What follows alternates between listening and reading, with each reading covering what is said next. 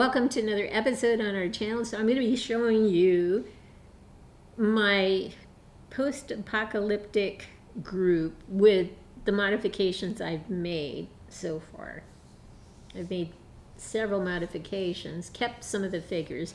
I pared it down to just 5 figures. So I'm going to show you in sets of 2 the changes I've made. Male, female, and one female with another entity that will be part of a diorama that I eventually want to show you how I'm going to put these folks together.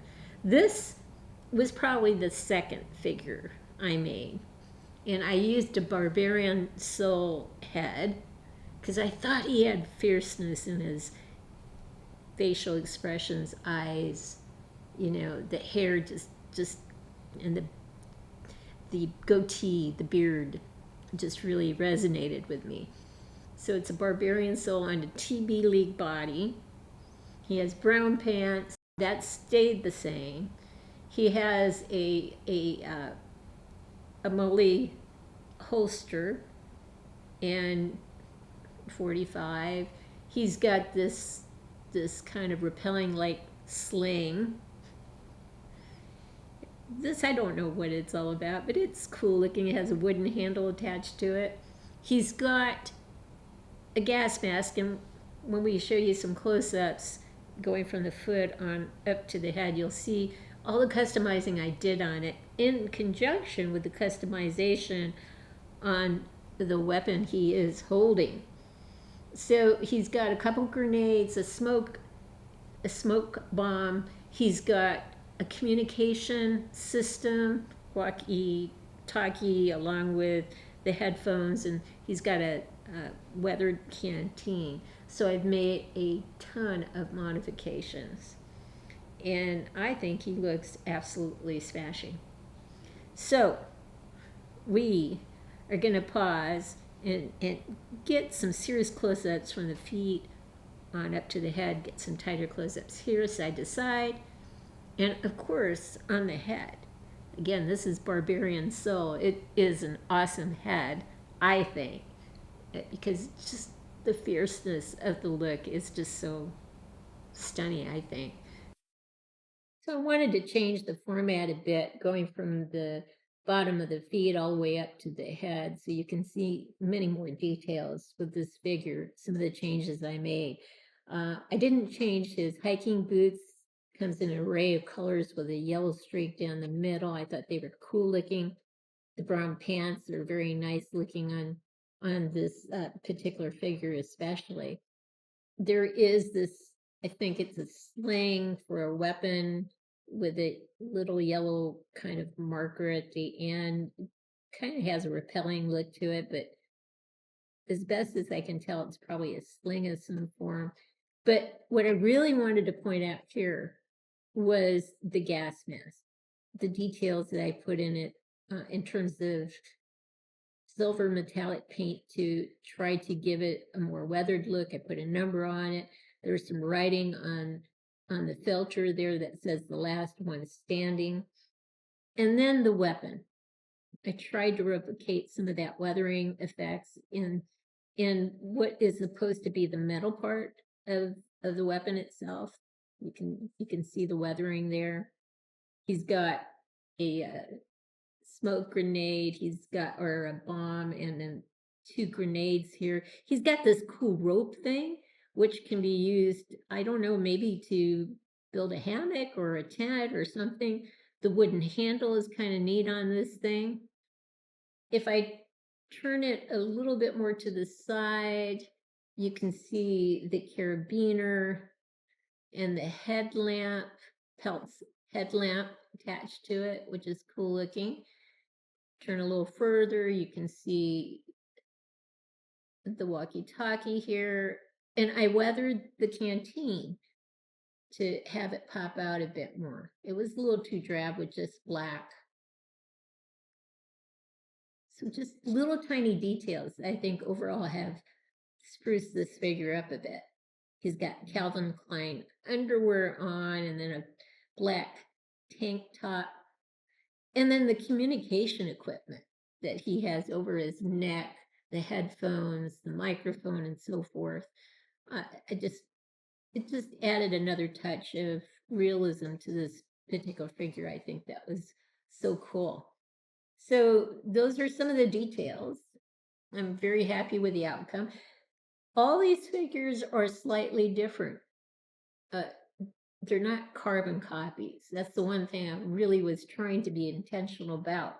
If we go back down lower again, I want to show you the weapon he has, not just the rifle assault weapon, but here, the mole that he has with the 45 in it. So he is as decked out as I can make him. I love the head sculpt. I love the fierceness in his eyes. I think he's a great post-apocalyptic figure for my collection. And there'll only be 5 people in this set. So this is the first one. We'll show you 2 today with all the updates that I've made. So with him, the updates came in terms of changing out the weapon, using a weathering process on the weapon, using a weathering process on the gas mask, and a weathering process on the canteen. And I actually did kind of cut some of the wires, shorten them a bit, because they were just hanging out all over the place with the communication equipment. I think this simplifies the look a lot and makes it look more reasonable. So the other change, I think, was adding the mole to this character, because he's a big guy, and I thought that would be a better fit for him. So there you go. We'll get him on a turn tray, turn him side to side, get a look at his head, and then we'll look at the second figure of the series. So I really like the TB League bodies, the seamless bodies on these figures that I'm going to be using for the post-apocalyptic set. I think they're riveting in terms of showing the muscles, the musculature off very nicely, especially with a tank top. If you just cover this with a shirt, you're defeating the purpose of having a TB League body. So that's an advantage. If you want to dress them a little sparsely, you can see the muscles.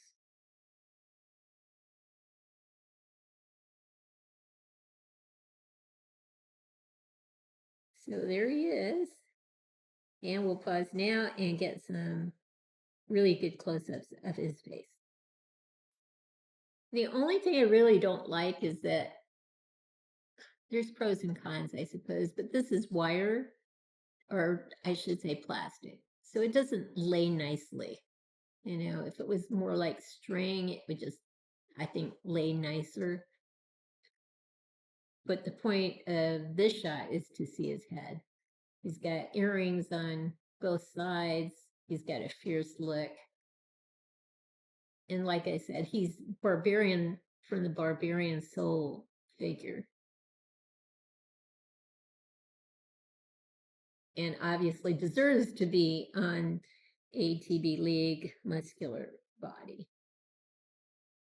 This is actually one of the first figures I made for my post-apocalyptic set. I made too many at first, and so I'm paring back to 5 figures altogether. And I wanted definitely to keep her. With her, I wanted to have her in olive drab, at least with the pants. I've made some changes to her, just like I did to the previous figure you saw. And some things haven't changed. I mean, I'm using a TB League body for her, which I love because they're seamless, even though I have some things that are on her that do cover her elbows and her hands. I wanted that for a certain look. But the hardest thing to actually do when you're trying to create a nice female custom figure is to try to find a head sculpt that does a figure justice. That's very difficult to do. There are some Hot Toys heads out there, but they're getting even more expensive. And with the unbranded ones, it's hard to find good ones. I happened to luck out with this one and one that is almost identical to this one with orange hair. But we'll get some close-ups of her from her feet all the way up to the top of her head, so you can get some details in terms of the face and see that even though this is unbranded, this is a pretty darn good head sculpt. But everything she has on is unique to her, and I think does her justice. So we'll be right back. So as always, I'm always going for color coordinated. She's got black boots, a black gas mask, and other black features in her outfit, but she's got these olive drab pants that I just adore. They're German pants, really loose so they can hang low on the body. I've done the weathering effects that I've done for the one figure you just saw a second ago. Same type of weathering effects here. She also has, let me turn her a little bit so you can see. She also has a mole. She and the previous figure are the only two individuals that have moles and 45s on them. Since she was the first figure, I really wanted to deck her out as much as possible. She's got a couple grenades here, but now that I'm looking at it, I think I can subdue those colors a little bit more. They deserve to be a little bit more subdued. She does have a carabiner as well with the headlamp attached. She doesn't have the rope. She doesn't have the repelling like sling that you saw on the gentleman, but she does have hand sleeves and on both her hands, and elbow sleeves as well in conjunction with her tank top.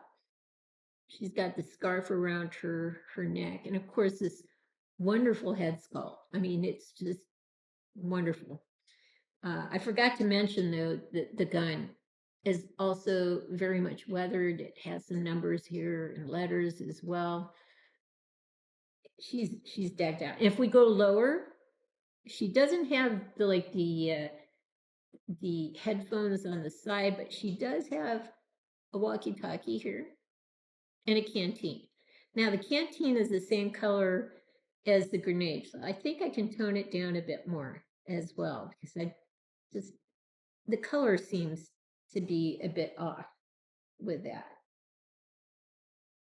But she is, as far as I can tell, really awesome looking from my perspective. And this is like my favorite weapon, so I had to put it in her hands. So we'll pause now and get some tighter shots from here on up, but I wanted to make sure you saw her from her feet all the way up to the top of her head. And then when we get close-ups of the face, you'll see what I mean when we talk about good head sculpts. This is actually a pretty darn good unbranded head sculpt. Hard to find quality like this today with unbranded head sculpts. So we'll be right back. So I'm definitely going to have to tone down the colors in terms of her grenades. They're just a little too bright. They need to be a little bit more subdued. Maybe not the same color as the OD green pants per se, but maybe a shade closer to the pants than what they are right now, though, because it just doesn't seem to fit. We'll just go side to side, but you can see that the weapon, I've changed it. I've added the weathering effects. I added the weathering effects to the gas mask. I've added some weathering effects to the canteen, but again, it's a little too green for my taste. I think I put the walkie-talkie on her, which was different than previous, and I don't know if I had the scarf on her before, but I do think she looks good with the scarf. I did add the wrist covers, because I just think that adds a nice special look to this particular figure, even though it is a TV League body. So we'll pause now and get some tight close-ups of her face. So now you can see some details in her face. The haircut is just awesome, I think. But her eyes really pop. Eyebrows are wonderful. She has real expression from my perspective. And that is hard to find sometimes in unbranded head sculpts. This one I love a lot. And we'll see the orange-haired version of this head sculpt because she is one of 5 post-apocalyptic figures that I have. So I kind of dub them as sisters with different hair, not hairstyles, but the color of their hair is different. So here you go. So here are 2 of 5 post-apocalyptic figures that I've made with some adjustments, weathering effects, additions, changes that I've made to them as well. In the next episode, you'll see the 2 other of the 5 figures I have, and then another episode with one last one, plus some accessories that I'll have with that person. So this is the first one I made. The second one I made. Very happy with these 2. They do have some things in common. All of them will have in common, to a certain extent, gas masks, except for one person. She'll have a gas mask bag instead of a gas mask. These are the only 2 that have the moles and 45s. And then it's just throwing whatever I feel like throwing on these figures. So I think they look cool with the weathering effects especially. So I hope you've liked what you've seen. If you have, consider giving us a thumbs up and subscribing to our channel. In the meantime, everyone, please have a great day.